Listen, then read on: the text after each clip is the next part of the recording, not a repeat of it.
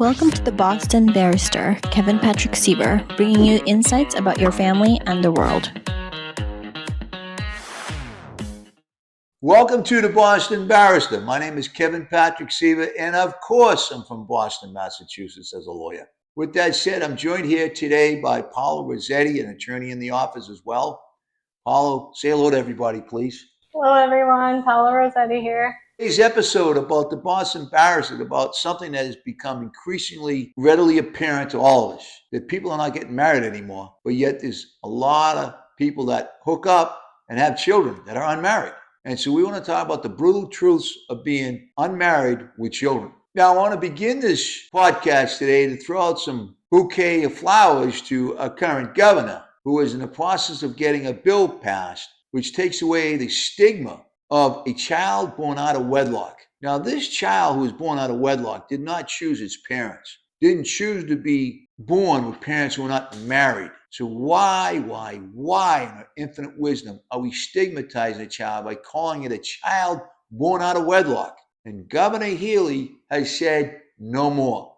I applaud her for that. That's a wise choice, Governor. When we have a child born out of wedlock, which is still the terms, unfortunately, and it'll be gone soon, I hope, and I know it will be. The governor's on the right track. You have a child that's of parents that aren't married. So sometimes, not always, but sometimes, there's no name on the birth certificate. And so the first question that arises is, how do you conduct paternity as a father who's not on the birth certificate? Often clients will ask me, what is an acknowledgement of paternity? So that's when both parents sign on a form that they agree and attest to the fact that father is the biological parent of the child. What happens when they don't agree that the father is indeed the biological father of that child? And he wants to get on, obviously, the birth certificate, which then gives him rights, very important rights. What you would do if there was no voluntary acknowledgement is you would file a complaint for paternity. And then you would ask, let's say you're the father requesting acknowledgement that you're the father. You would ask the court to order a genetic testing or DNA testing to show that you're a match of the baby or of the child. What happens when I do the paternity test and he comes back and says, I'm the dad? Well, then the court still has to find that your paternity test is reputable.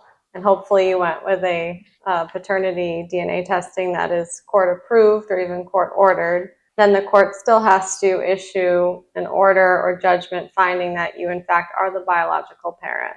What are the benefits from getting your name on the birth certificate after DNA comes back and says, you're the dad? Well, the benefits are that you get to spend time with your child in some way, and then there are burdens to that too. So with that comes obligation usually to pay child support. That may be through the Department of Revenue, DOR, or there may be other obligations that you have to fulfill.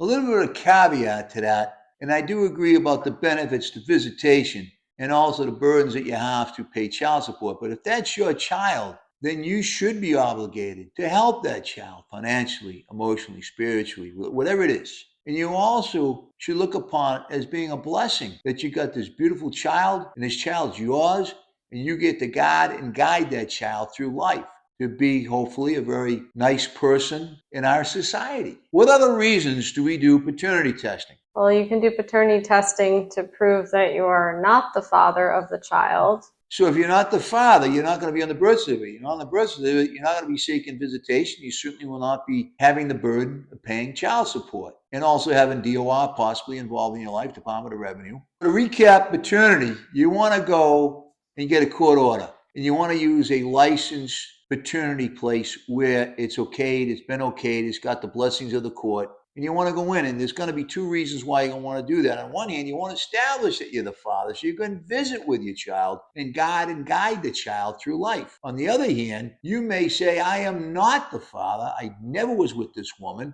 and she's making stuff up. So you want to prove that you are not the father. You don't want to visit with the child because the child's not yours. And you don't have to be saddled with paying child support payments or having DOR, Department of Revenue, in your life. And that's the other reason why you would want to do a paternity testing in the probate and family court.